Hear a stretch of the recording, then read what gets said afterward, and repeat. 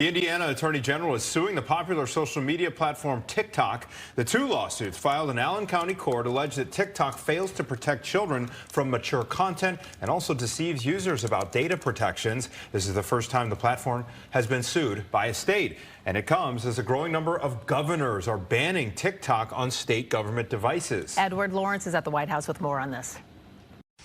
Federal government seems to be really slow to act, but there's no question that there are real threats. TikTok continues to face mounting pressure from states over security and privacy concerns. This week, Texas joined Maryland, South Dakota, Nebraska, and South Carolina in banning the app on state-owned devices. Republican governors say TikTok poses a security risk.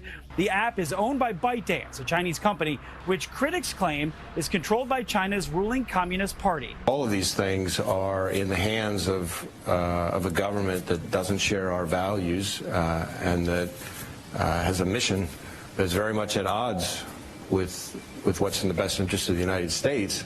That should concern us. ByteDance is currently being investigated by the Committee on Foreign Investment, but it's unclear when the review will be done.